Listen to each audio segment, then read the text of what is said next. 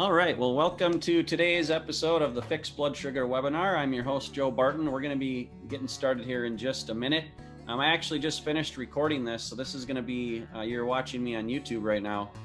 Today's episode is all about the basics of type 2 reversal. We've got Dr. Saunders with us, joining us. We had questions asked live by our participants, and so if you're watching this on YouTube, I want to invite you to join us on the next live webinar, which will be Thursday at 11 a.m. Central Time. So if you want to join us, go to bartonwebinar.com and register on the page. You'll get an email confirming that registration, and then you'll get a notification one day before and on Wednesday, and then 1 hour before on Thursday morning to remind you to join us live. And then come with your questions, and you can get whatever you're going through. Dr. Saunders loves to, and he gives great answers, like deep, logical answers, and all that good stuff. So again, if you're on YouTube, you may not be familiar with the Diabetes Solution Kit, but this is like the foundational program that that Dr. Saunders teaches and that we sell at Barton Publishing. And so if you don't have a copy of this, visit us at bartonwebinar.com. You can scroll to the bottom of the page and get a copy of this. This talks about the phase 1 program that is all about like getting rid of excess calories, excess carbs, what diet, what foods to eat, which foods to avoid, all about sweeteners, artificial and even natural sweeteners. It gives you a grocery list.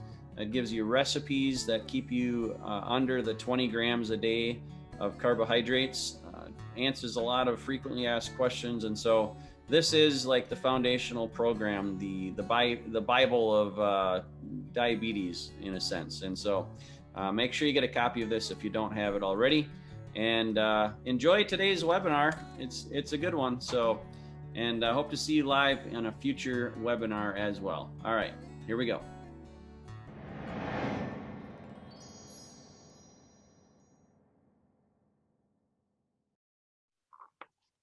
There he is. Here he is. Hi, good morning. Good morning. Yeah, that was sure good. That was great. That was awesome. That yeah. Retreat. Yeah. Great trip to Texas. Are we live? Yeah. Oh, good. Hello, everyone. We are live. Welcome to the Fixed Blood Sugar webinar. I am your host, Joe Barton from Barton Publishing and Barton Nutrition. Glad to have you today.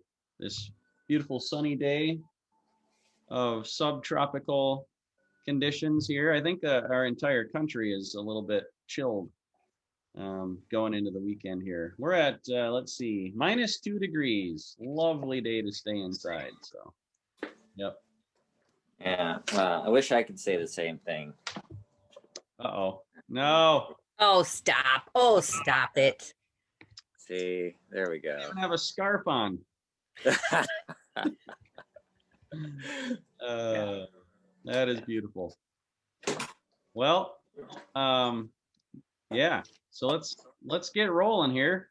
We've got a lot of people joining us live here on Zoom, and we're going to be getting into the basics of type 2 and how to reverse it, basically, using natural remedies. And this is our 77th, 78th broadcast in a row here that we've been doing this. This is to help support the new customers and even longer term customers of the Diabetes Solution Kit. And this is the program that Barton Publishing and Dr. Saunders have been putting out there for like 12 years now, something like that. And it talks about phase 1, phase 2, and phase 3, and really the basics of how do we fix this problem. And it's a problem that Dr. Saunders has talked about, is it's too much sugar, too much energy, too much everything, too much insulin. And so what can we do about that? So we're going to get into that today. And then a little later on, we're going to get to your questions. So if you have questions right here live on Zoom, you can find the little Q&A section at the bottom of your screen. You can also put them in the chat, but I think it's a little bit easier for us if you do it in the Q&A. So we also like to have you go in the chat, say hello, tell us how you're doing, say, give us a little bit of an update. Always like to engage with you guys. Otherwise, we wouldn't be here, right? So, and Leslie said she's had lots of questions coming in over the last couple of weeks to her email address. And so we want to get caught up on some of those as well. So without further ado, Dr. Saunders, let's hand things over to you. Let's spend 10 or 15 minutes talking about the basics of type 2. And also real quick, if you're joining us on YouTube, or if you want to learn more or watch more of these, you can find our YouTube channel and watch previous recordings where we cover all sorts of good stuff. So, all right, Dr. Saunders, take it away. Okay, back to basics. And the basics are actually really simple. So I've used this analogy before, and I hope you've heard it before, but if not, it's gonna be good. So the best way to think of type 2 diabetes is to think of it as what Joe was saying, too much. If it's too much of what? Well, too much calories. That's really what it is, too much calories. But because our diets are tend to be lower in fat, at least for many people, then it's too much carbohydrates. And so how does that work? Well, if you go to your doctor and you say, gosh, I'm getting up at night several times to go to the bathroom, and I don't know why that is. And and like all day long, I have to know where all the bathrooms are because I have to get there quickly, because it's a little difficult to hold it, because I have to pee so much, and I'm just thirsty all the time, drinking water, and it just doesn't quench my thirst. I'm always thirsty. And the doctor says, aha, you're peeing too much. So that's something called diabetes. So then you have to look at what kind of diabetes. So the doctor does some tests and says, aha, your sugar is high, therefore you have sugar diabetes, or diabetes mellitus. Mellitus comes from the word miel, which is honey. And doctors used to have to do that. They used to actually, the way they tested what type of diabetes, they would actually taste the urine. They would dip their finger in the urine. Okay, sweet. Therefore, it's diabetes mellitus because your urine tastes like honey. But if they go, that's bland. That's called diabetes insipidus, because it's insipid or bland. So diabetes insipidus is a totally different issue. It's a problem with the pituitary gland. As a rule, sometimes it's with the kidneys. So if you have that sugar type of diabetes, diabetes mellitus, then there's a couple of different types. There's type 1 and type 2. Type 1 is where your pancreas is not making enough insulin. And if you don't have enough insulin, then you can't get sugar into your cells. And so every time you eat, the sugar in your blood is going up, and then you eat more and it goes up more, and then you eat more, it goes up more, it goes up more, because there's not enough insulin to get the sugar going into your cells. So that's type 1 diabetes, not enough insulin. Then there's type 2 diabetes, where you have too much insulin. You become resistant to insulin. And that insulin resistance prevents you from getting sugar into your cells. Now, it's kind of like this. Now, this is where we get to the too much part.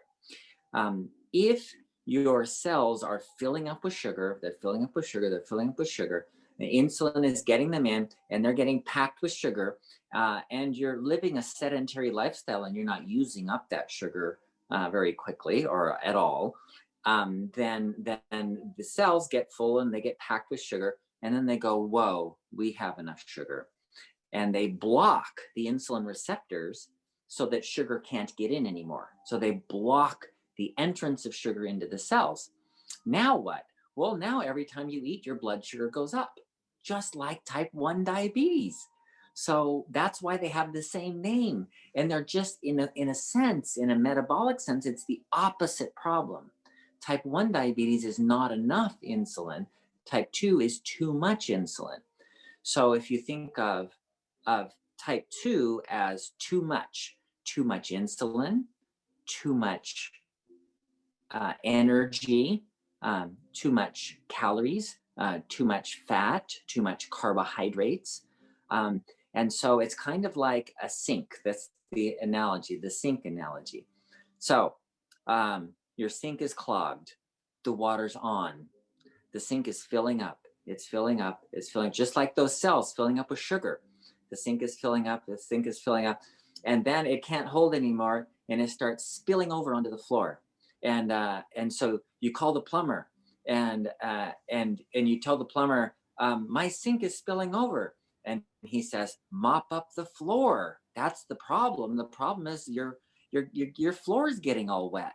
So you mop up the floor, and that's working for a little while. But now more is spilling over. And so you call the plumber, my sink is spilling over. And the plumber says, get another mop. So you got 2 mops going, and that's working for all. You're wringing out the mop, and you're wringing out the mop, and you're mopping more, and you're wringing out the mop. Both mops getting wringed out. And so then, but more is spilling over. So then you call the plumber, and you tell the plumber, it's still spilling over. It's getting worse. And he says, get your wife to get another mop. And so then you have 3 mops going at the same time. And that's exactly like what happens when you go to the doctor. When you go to the doctor and you have sugar in your urine, the doctor says, oh, you have diabetes. There's sugar in your urine. Let's stop the sugar from getting into your urine. So they'll give you medications, or they'll give you oral medications at first. And so these oral medications will mop up the sugar a little bit. And then they'll go, then you'll say, it's getting worse. So then you'll go back to the doctor and say, it's getting worse.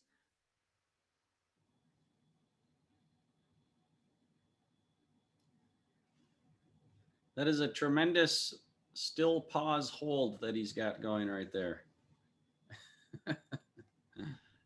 Oh, come back, Dr. Saunders. Where did he go? I was just making notes how plumbers and doctors are connected. You don't hear that every day. Dr. Saunders, where did you go? I like Jim sent us a message and said he's glad he's not a pathologist or technician from years ago. He's not wild about the urine tasting. Agreed. I agree there, Jim. I can't imagine that was even considered like normal ever. No. Well, hey, while we're waiting for Dr. Saunders to come back, and he'll be back, so just a quick little housekeeping. So if you are new to us, you can find more about us on bartonwebinar.com. And if you're watching this recording later, like on YouTube, you can join us live every Thursday morning at 11 a.m. Central Time. We do these fixed blood sugar webinars live with Dr. Saunders. And as you'll see here shortly, we're going to be getting into some questions, and Dr. Saunders has awesome answers. There's only been a couple that he's not had a good answer on, so or not knowing the answer. One thing related to that is our disclaimer here. So Dr. Saunders is providing information, not personal medical advice. So don't blame us if you do something goofy and something happens. It's not our fault. So, but generally, Dr. Saunders does provide great information. Yeah, we're just doing a little. You muted me. It's your fault. You muted me. We just kicked you off the call. You were getting a little long-winded there. No, kidding. Never long-winded. So, but yeah, just a little bit of our disclaimer talk here. And so let's go back into it. Okay. So you go to the doctor, and the doctor says, what you need is more insulin. And so they're giving you 50 or 100 units of insulin. I had somebody on 200 units of insulin, which is 10 times the amount that a pancreas would normally put out. And she still didn't have normal blood sugars. Why? Because the insulin receptors are blocked. and you know, the sink is clogged. So, you know, you could mop up all you want, but it's still going to be overflowing. So, what's the answer to this? What do you do when you call the plumber? What's the plumber supposed to do? It's supposed to say, okay, let's see. First of all, probably your sink is clogged. Second of all, why don't you shut off the water? Just shut off the water. It's that easy. And if you shut off the water, then what? Well, then you can bail out the sink and then take care of the clog. And that's exactly what the diabetes solution kit is about, is really just shutting off the water. That's all. We don't even talk about bailing it out that much. We have this short little article on how to bail out the excess energy that's been stored in your cells. And that's what exercise is good for.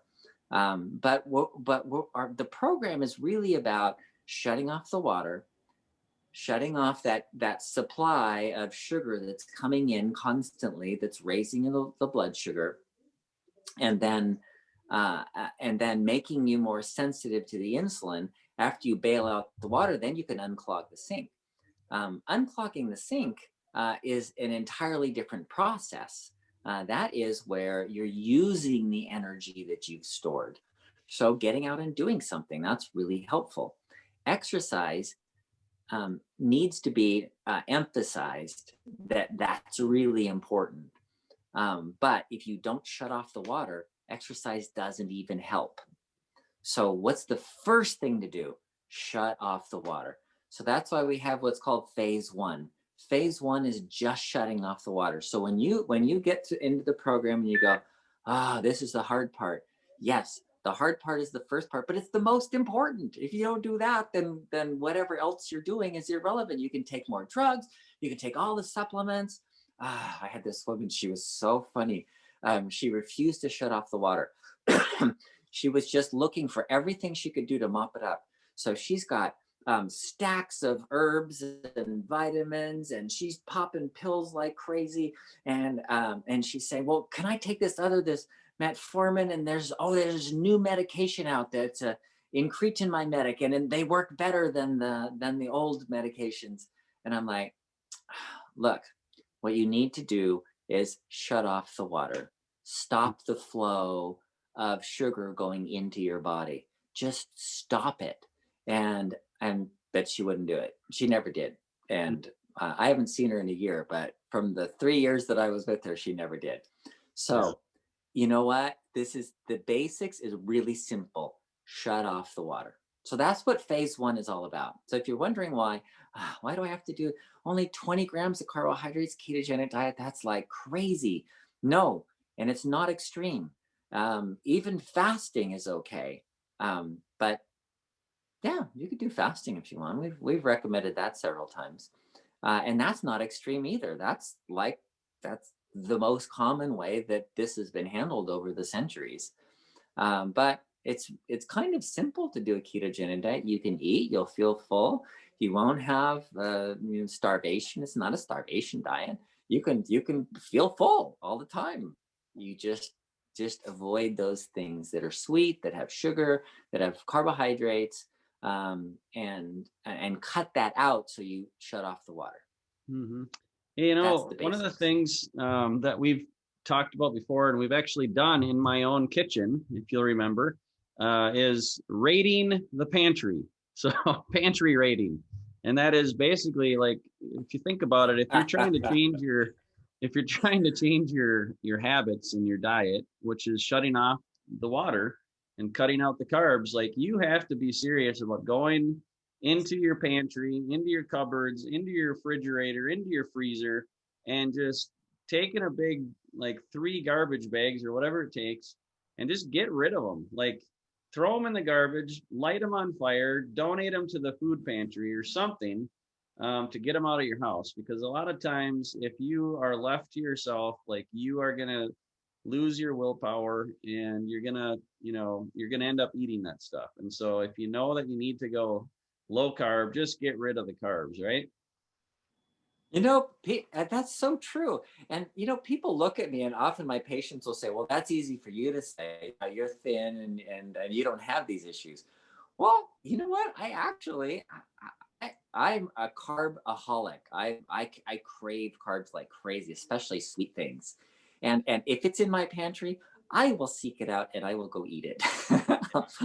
So I don't buy it and I don't have it in my cupboards, because if it's there, dang it, I'll get, dang, I just need something right now, so I'll go in and eat it. And if I don't have it, then I'll find something else. Oh, I got some almonds. I'll just eat some almonds. Or I keep those carrots, those baby carrots, the pre-peeled ones and everything. So that's very convenient, right? So if I open the refrigerator and I see those peeled carrots, okay, I'll have some carrots. So, I've worked around my addiction, but you know what? It's hard for all of us. We all have to deal with our addictions. Yeah.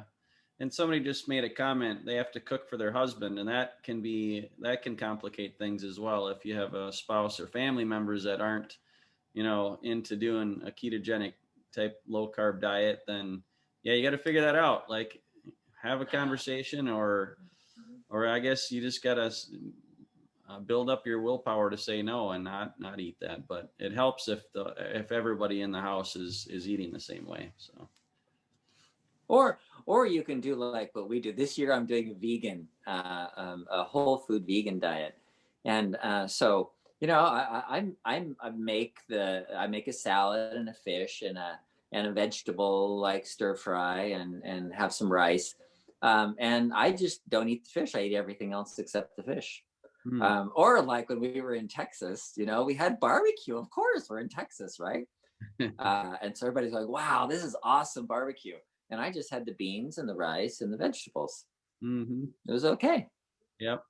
You missed out on some good brisket, though. I got to say, that was like melting your mouth. But well, I appreciate that. Practicing what you preach. Well, good.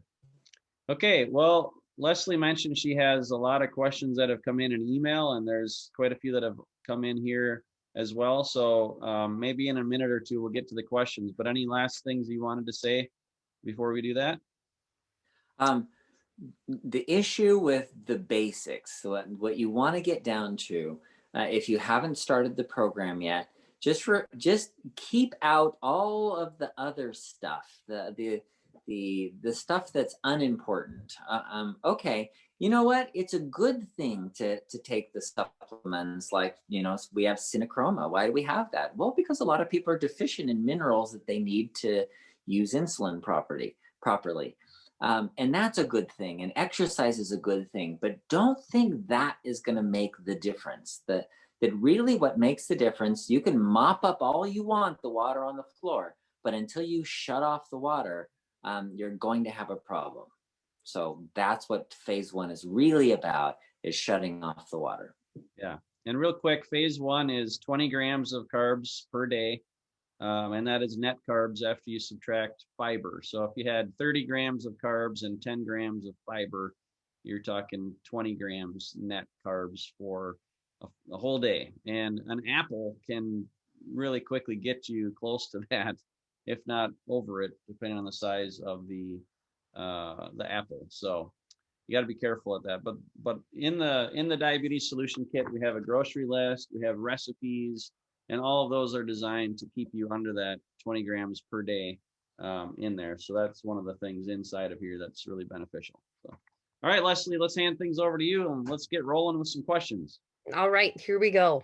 Okay, this is coming in from Gary, and we have talked about this on another webinar, but I could not find it. So I'm going to ask again, why did we choose to use cassia cinnamon, or how do you pronounce it? Is it cassia versus Ceylon, or whatever? Yeah. He just had a lot of questions about that. And after doing some research, he just wanted to know why. The Ceylon cinnamon, it is, when you concentrate it, there's more of a toxin in it, and I can't remember what it is.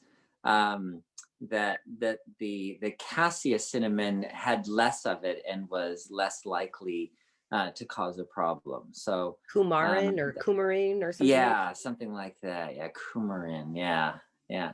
So so that was the primary reason, and the water, the water extract of cassia has plenty of what we want that helps to keep the blood sugar down to make you more sensitive to insulin.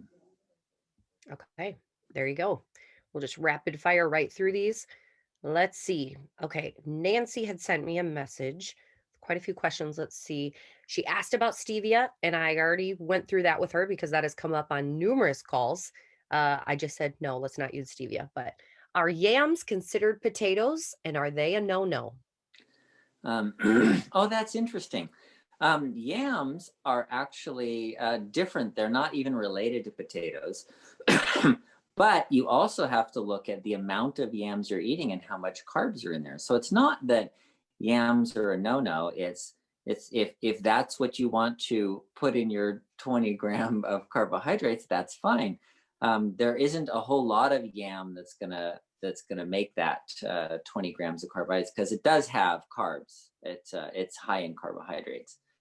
But it's better than white potatoes in many ways, and it has more nutrients and less starchy. Okay, she's asking how do I know how much water to consume each day? Oh, that's a great question. Didn't we have a webinar on water? Or we talked about it No, before. but it's come up. Yeah, we didn't have a webinar. We talked about it. Okay, so so all of this idea about water, somebody wrote down once, oh, it's people aren't drinking enough water, and that's why they get the high blood pressure, because their kidneys aren't able to get rid of all the extra salt that everybody's eating. So in order for your kidneys to be able to get rid of the salt, you need to drink more water. And then more water, and they push water to 8 glasses of water a day. And if your glass is 12 or 16 ounces, you're drinking gallons of water a day. That's a gallon of water a day or so. And I've had people with those big, huge mugs that have 10 o'clock, 12 o'clock, 2 o'clock, and they just have like I have to drink this much before 2 o'clock before to drink that much in a whole day, small amounts over the day. And it's important to be hydrated, but you can get overhydrated, and overhydrated is actually dehydration. So people, especially if you're on a low salt diet, so if you're on a low sodium diet and you're drinking like 8 glasses of water a day, then what happens is your kidneys get depleted of sodium, and the gradient in your kidneys is lost, so you can't concentrate urine very well. So you're getting up at all hours of the night, peeing 3 or 4 times at night, and you have diabetes, but it's not from sugar, and it's not from a pituitary problem. It's just the kidneys aren't able to concentrate urine. And the only way to fix that is fluid restriction. So, and I've had several people that have been drinking so much water, I've had to put them on fluid restriction so that their kidney function could come back and they could sleep all night without having to get up, 4 or 5 times to pee. So drinking water is a good thing. Drinking too much water is not a good thing. Water is toxic. Did I say that? Water is toxic. I knew a woman that died of water toxicity. And I had a patient who almost died of water toxicity. Wow. So too much of anything is toxic. Okay. Marlene is asking if there is a difference between insulin resistance and syndrome X. Are you familiar with syndrome X? Yes. Okay. So syndrome X, metabolic syndrome, is a collection of symptoms, and insulin resistance is part of it. So you get high cholesterol, abdominal obesity, high blood pressure, and insulin resistance, or high blood sugar. So a difference, yes, but only in that the syndrome X is the whole thing, and the insulin resistance is just a portion of it. However, if somebody has insulin resistance, they almost always have a portion of syndrome X, but not always. They can actually be completely separated. You could have people who are thin, they don't have abdominal obesity, they don't have high blood pressure, and they still have insulin resistance. And then you can have people that have syndrome X, which does include insulin resistance. Okay. Another question. Does your body hold on to fat when we don't eat breakfast, thinking that we are going to starve? Well, the body doesn't think in that way, as far as anticipation. There are things. The way the body works is not by thinking or assuming things are going to happen, but rather reaction to things that are happening. So it's more of a current reaction. And so the reason why things happen is what is going on right now. So when you skip breakfast, your stomach's empty, and your cortisol level is high, and so you can get good energy. So people have adrenaline in the morning. Well, maybe they drink a cup of coffee or whatever, but people feel okay in the morning, and then they're not hungry. They've released this cortisol, and so they have high cortisol, so they have good energy, and they don't feel hungry, so they can go, power through, no breakfast and all of that. And if they run out of carbohydrates, then they'll burn fat, because that's just what's available.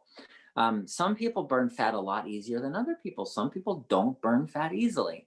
And so there are differences in individuals, but in each case, it's going to be different, because of a response to what is going on, not that there's an anticipation that, oh, we're going to be starving, there's not going to be any food left. So we'll hold on to the fat. That's not really the way it works. Today's Fixed Blood Sugar webinar is sponsored by CinnaChroma, our best-selling advanced blood sugar support formula. Now, thousands of people around the world are taking CinnaChroma every day as part of their program to fix their blood sugar using natural ingredients that simply work. Now, Dr. Saunders formulated CinnaChroma to meet key nutritional deficiencies that most people have unknowingly suffered from for far too long. With CinnaChroma, you get a blend of 6 key ingredients.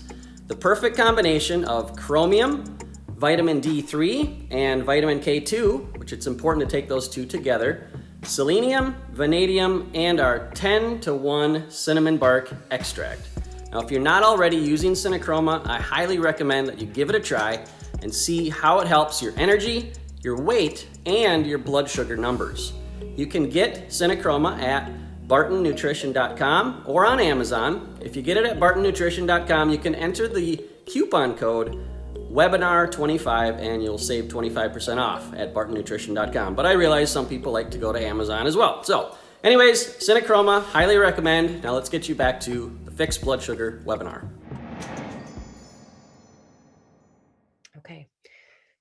Jack sent a message saying that my glucose level has gone up by 10 points every year since 2017. At critical point now, it's 107. How does this relate to the A1C? The glucose level, the A1C is an average over about 3 months, just because the red blood cells, you're looking at how much sugar is attached to the red blood cells.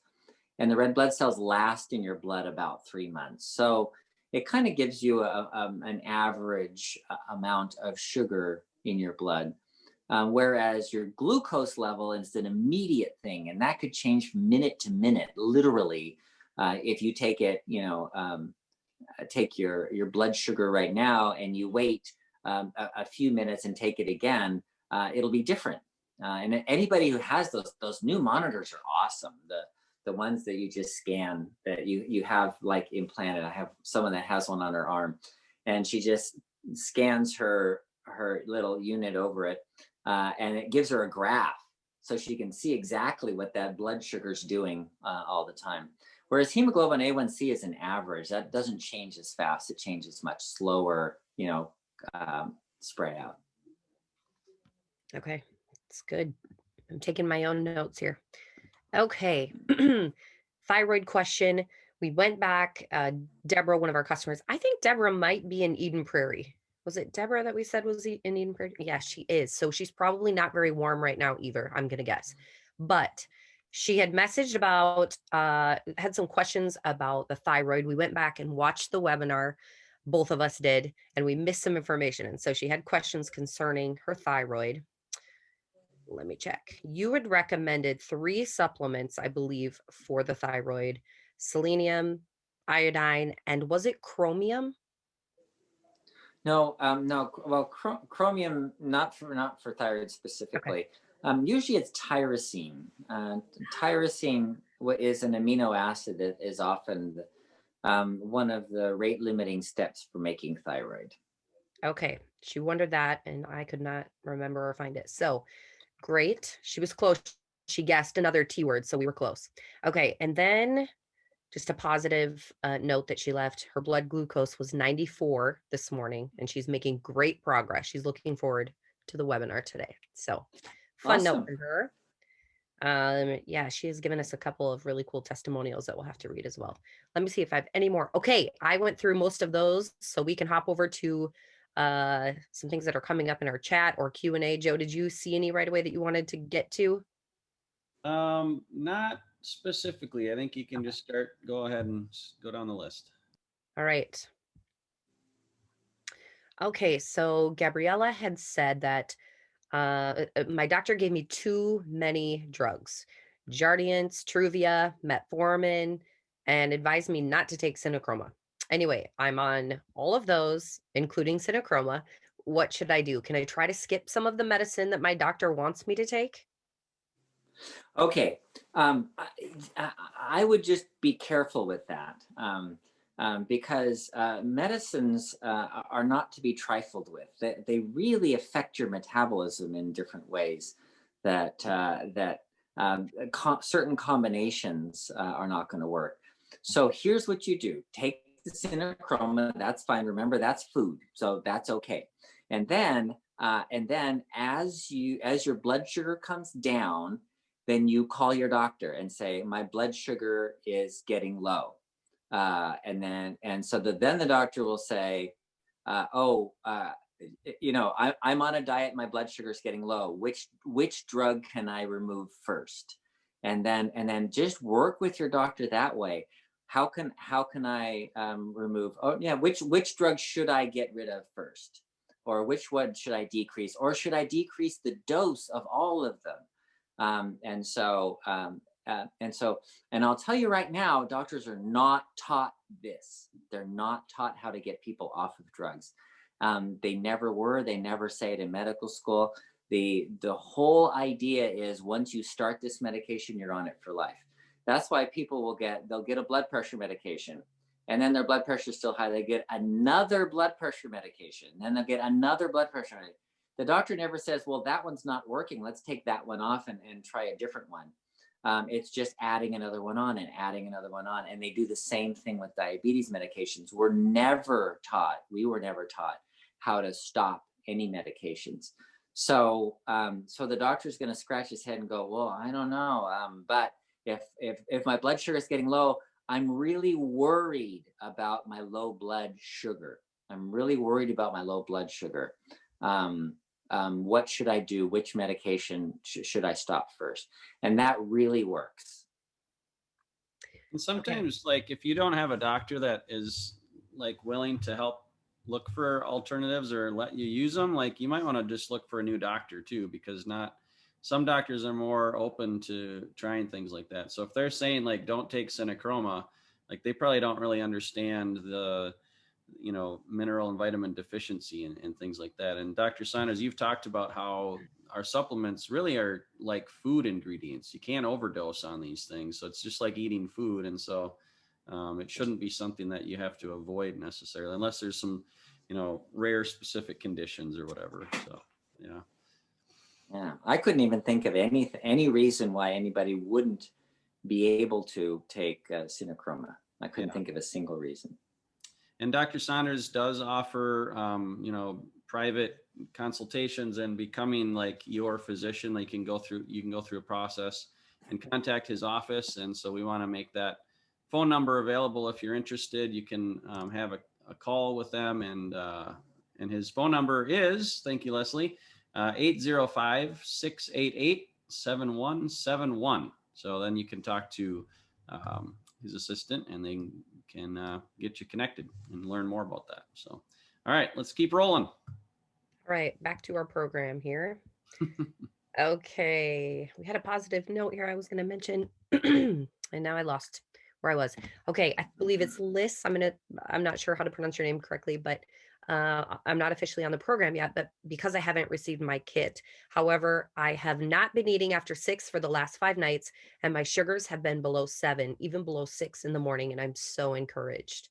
That is awesome. Good Congratulations. work. Right. Okay, so for those of you who are in the United States, 6 or 7 is equivalent to under 200. So if you're over 200, you're usually in the 7, 8, 9 category, and optimum level is between 4 and 5. That's 70 to 90 range. So just so that everybody understands what that 7 means. Great. Okay. Jim, you have a couple questions kind of about food, wondering what food to eat. I'm wondering if you have a copy of the diabetes solution kit. If not, you need to get one because there are a lot of recipes and ideas inside of that. But he is also asking what you think about lettuce with extra virgin olive oil and balsamic vinegar. Yum. Yeah, that's what I said. Yum. Balsamic vinegar, extra virgin olive oil, and lettuce. You know what? If you lived on that, you wouldn't have diabetes. That's for sure. And lettuce lowers blood pressure. Olive oil's a good kind of oil to have, and vinegar contains a lot of good ingredients as well. So it's not a full nutrition. It doesn't have a lot of protein in it, but it's great. And real quick, so like lettuce can be anywhere from iceberg lettuce, which doesn't have a whole lot of nutrients in it, right? And just mainly water, all the way up to like mixed greens and spinach and all that kind of stuff, arugula. But what do you recommend if you're going to do that? Oh yeah, mixed greens are great. Dark greens. If you had a salad with pure arugula, it has kind of a strange flavor, but if you mix that with a lot of other greens, including maybe iceberg lettuce, then then you get different flavors coming through. I prefer the mixed greens myself. Add a little bit of goat cheese and some pine nuts. That's one of my favorite salads right there with the arugula and the olive oil and balsamic. That's good stuff. Mm-hmm. Yeah. I agree. Okay, here is a note from Krish. Peripheral neuropathy, as you have told us before, develops even before a full-fledged type 2 diabetes is diagnosed by one's physician. I've been taking Nervala for the past 2 months, actually 2 per day, even after the first month.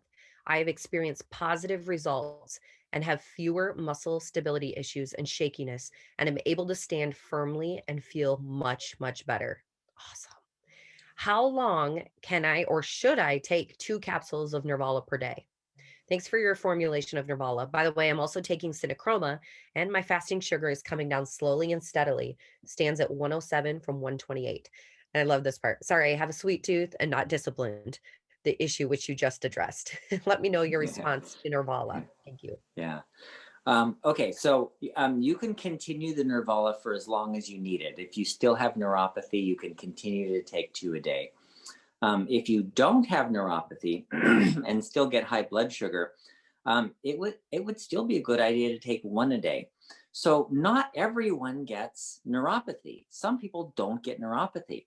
The fact that you got neuropathy is an indication that there's an issue there. Whatever that issue is, whether it's a circulation problem, which Nervala helps. That's the benfotiamine helps the circulation, the microcirculation, and or alpha lipoic acid, which helps inflammation.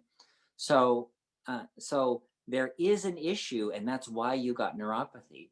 And so it would be a good idea that after you no longer have any nerve issues at all, just to take one a day, so that it doesn't become a problem again. Awesome. Okay. Lisa says, my C peptide is 5.9. I'm getting more serious about phase 1. Do you think I will not need to use insulin if I stick strictly to the program? I'm using both supplements and have been tracking carbs on my, this is new, chronometer. Chronometer. Chronometer. No, I'm just kidding. It's one of those. Well, chronometer is a watch. It's a Oh, it's a timepiece. Hmm. Unless there's a like is that one of those watches that Smartwatch? monitors the blood sugar? Yeah. It could Yeah, be. yeah. I don't know. Okay, so she said C peptide. Okay, that was the first time I've heard anybody mention C peptide. I want to make sure everybody knows what that is.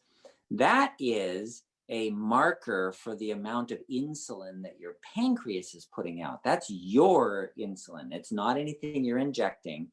So people who are injecting insulin, they measure insulin levels and they can have wild insulin levels. But the C peptide is specifically from, it's a marker for how much insulin your pancreas is making. And 5.9 is a pretty high number. Ideally, especially fasting, it should be around 2. And less than one, well, less than 1 is oh, kind you of know on what? the low side. You sent another message though. It said, correction, my C peptide is 0.59. Oh, 0.59. Okay. So that's on the low side.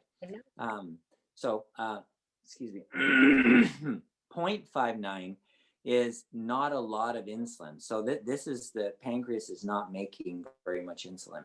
So if your blood sugar is high with a C peptide 0.59, that indicates not a problem with insulin resistance so much as the pancreas is low in insulin. In which case, you still can do the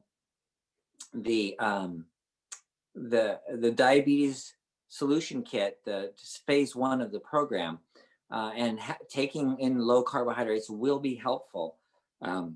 But very often, since fat can make you more resistant to insulin, then you may want to do the other one that we talked about, that's not in the book, is more like the McDougall program or the Esselstyn program, because what those do is low fat, like 0 fat, because fat makes you resistant to insulin and you don't make very much insulin. So if you're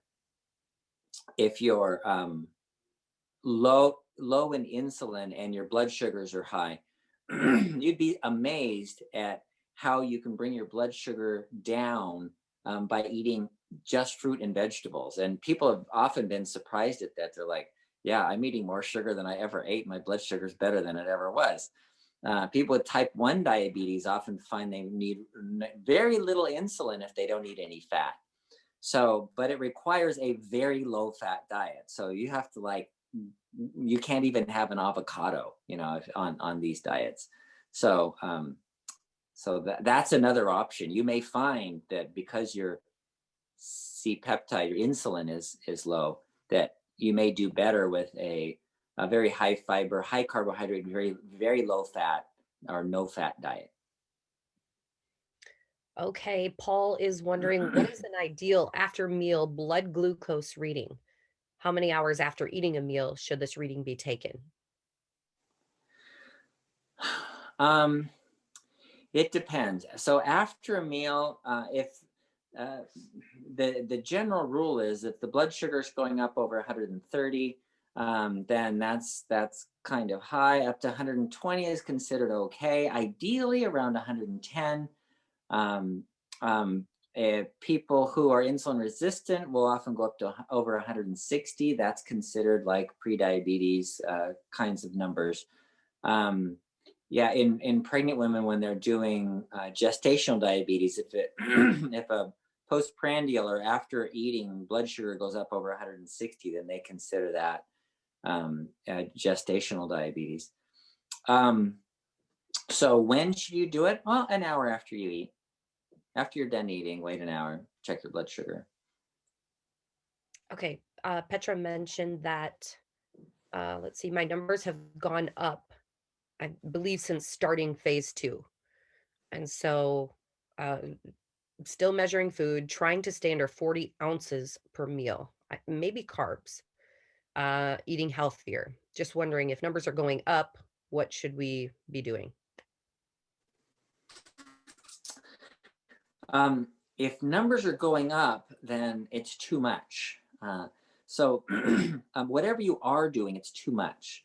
So it may be too much carbs. But consider also that if you've cut the carbs and added fat, that fat has twice as much calories as carbs, and it also makes you more insulin resistant. So and that's one of the issues that we just briefly talk about in the diabetes solution kit, that adding a lot more fat is not necessarily a better way to go. That adding fiber instead of sugars, simple sugars, carbohydrates, adding fiber is a much better way to go, to decrease or limit the insulin resistance. So yeah, people who eat a ketogenic diet that put excessive fat, some people will make them more insulin resistant. Okay. Mike says, I got diagnosed with type 2 diabetes, A1C 6.0. I consume 0 refined sugar and low carb. I frequently urinate all day, all night. Found out he was tested in 2019 at 6.0. The doctor didn't tell me, and the urologist put me on Tofiaz. Why is this not reversing the issue? Again, no sugar, no maltodextrin, no fruit. As far as carbs, just lentils, chickpeas in my salad.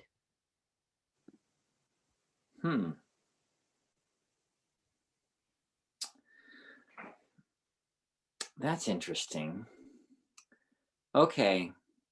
So the 6.0, I assume, is a hemoglobin A1C. And the reason the doctor didn't say anything is because that is a pre-diabetic. It's not really diabetic until it's over 6.4. So 6.0 is in that sort of insulin resistant pre-diabetes range.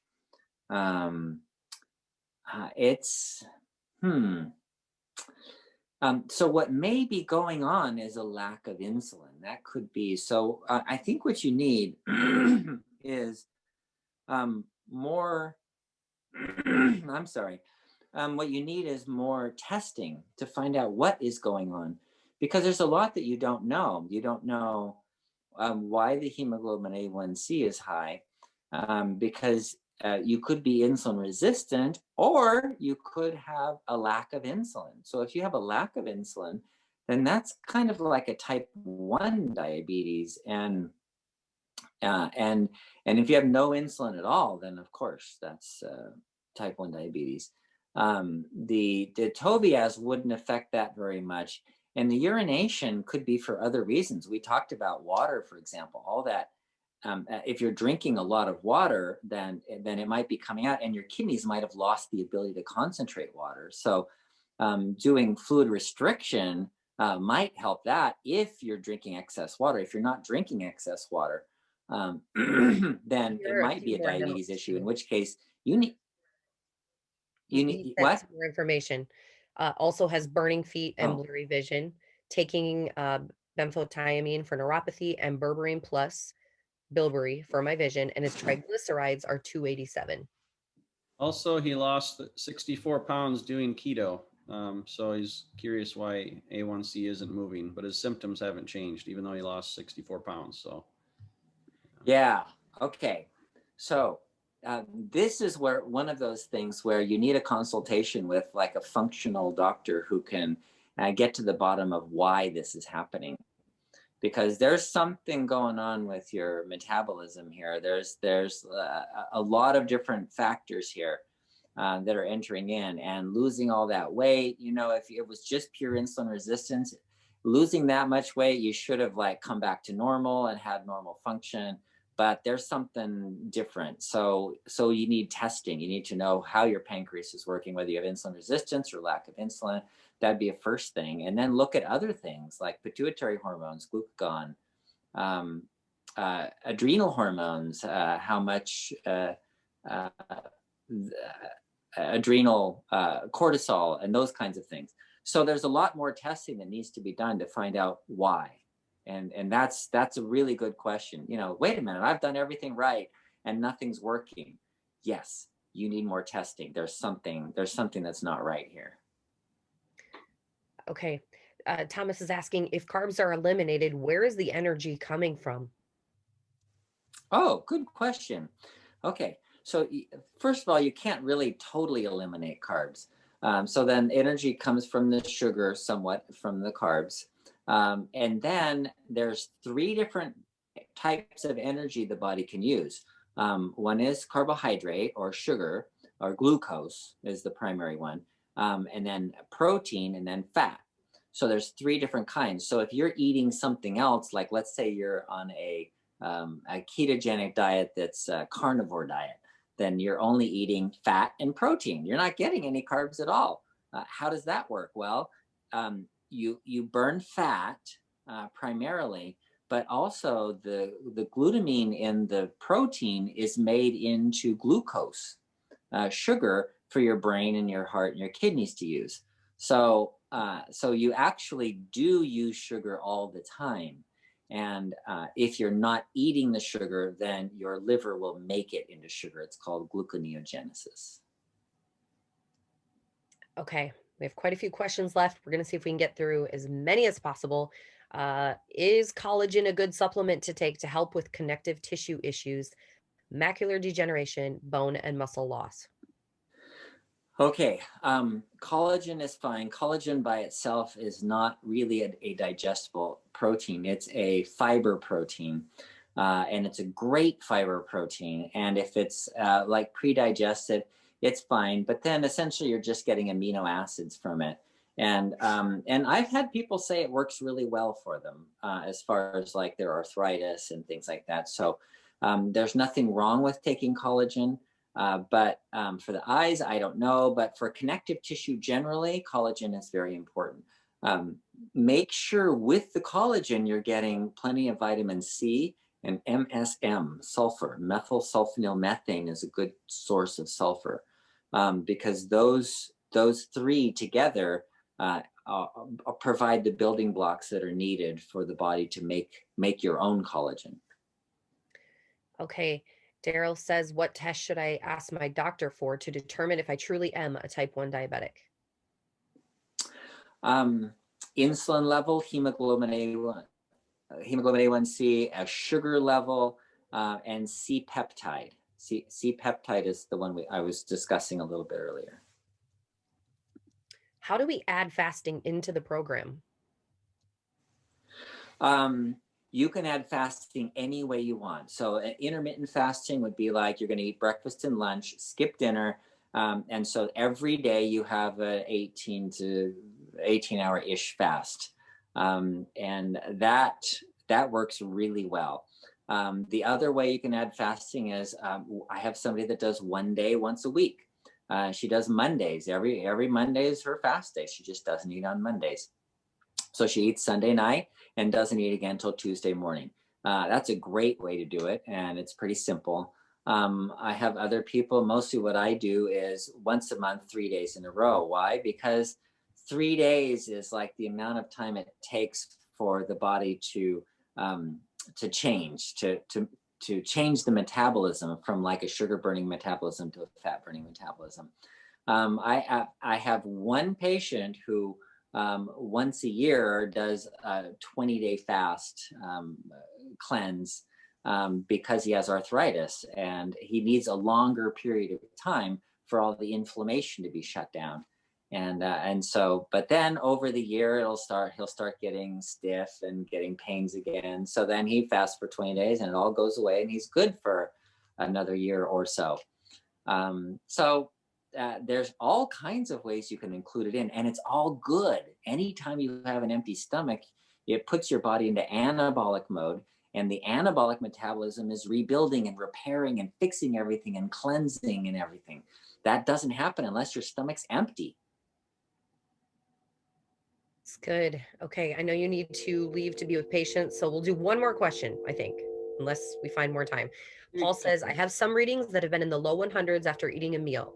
The next day, the readings after eating basically the exact same meal, the readings would be in the 150s. What would account for the difference? Exercise, stress, insulin resistance, how much insulin you're making, how much glucagon you're making, whatever's going on that day, what you ate before, how much exercise you had. I already said that. There's so many factors that are involved in what your blood sugar is. There is no way to say this causes that or this equals that. No, just think of your blood sugar as a general idea. Okay, so I'm generally in the 150s, 130s, 140s, 150s.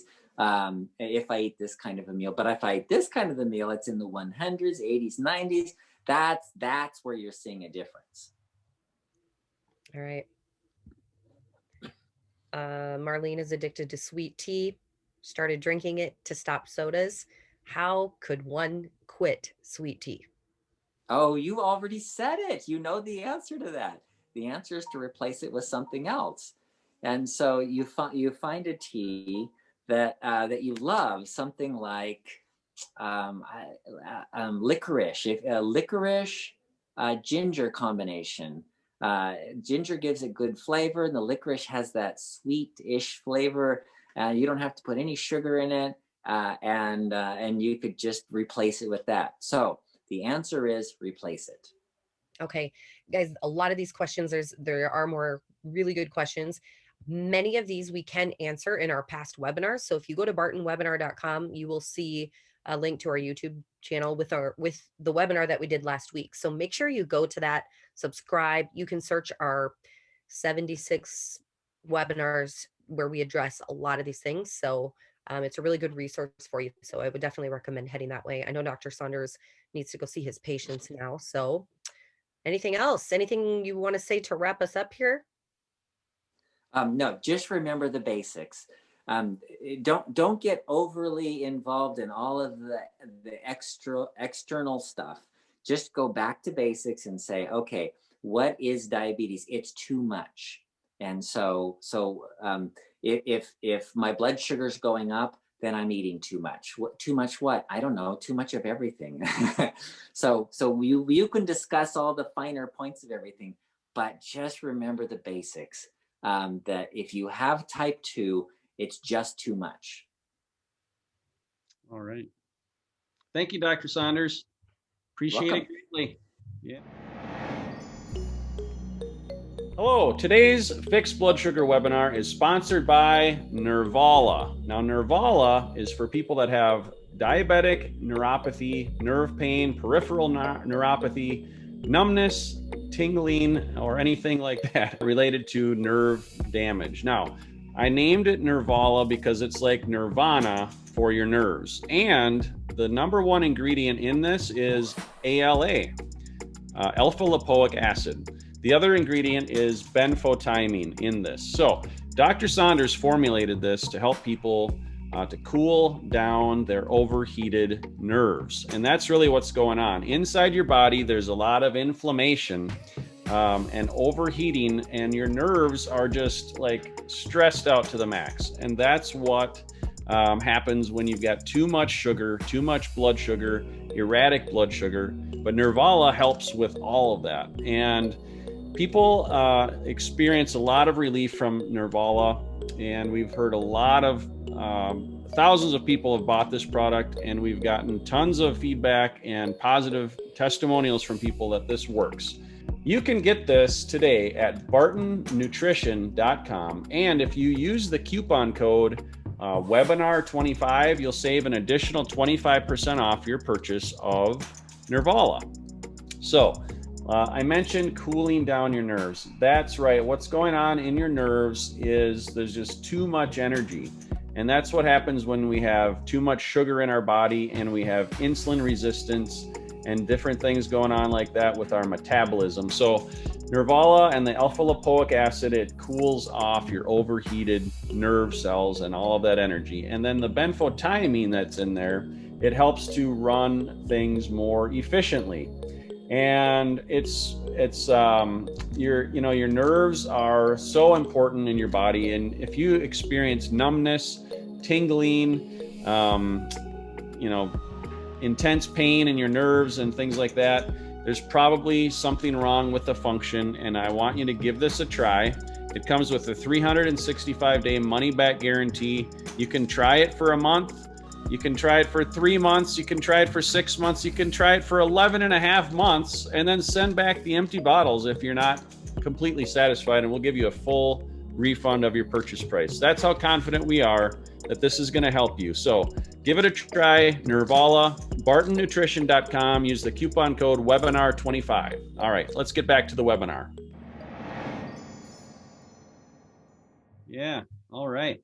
Well, thanks everybody for joining us. And we're, just a quick note, highly recommend you go to our YouTube channel and look at all the, it's called Barton Webinar. Is it Barton Webinar TV or something? I think if you just type in Barton Webinars, it'll find us. Publishing TV. Yeah. And then click the videos, and then just, it's a wealth of information. And so every other week we do topical, we did sleep apnea, we've done high blood pressure, brain health and things like that. But then on the other weeks, we just do like we did today, which is standard basics of type 2. And and we love answering your questions, but there have been a lot of great questions asked and answered in the past. A lot of them come up every week. And so there's a good chance that you'll be able to find the questions from the past. We just don't have enough time to do more than an hour for these calls with Dr. Saunders. So I hope you found it beneficial. And I forgot what else I was going to say, but anyways, thanks for joining us, and we will see you next time. Go to bartonwebinar.com if you want to register and watch us live. And also, if you order any of the products found at the bottom of the page of bartonwebinar.com through any of our websites, bartonnutrition.com, you can use a coupon code and save 25% off your order. And that coupon is webinar25. So there you go. My gift to you. But yeah, I hope you guys have enjoyed it. Thanks for asking your questions. Thank you for participating. Thanks for giving us your feedback. Lots of great comments, and love to hear your success stories and hear that you're feeling better and that this is working for you. So that's great. So thanks, Leslie. Good stuff as always. All right. Thanks, everyone. Bye. God bless. Bye.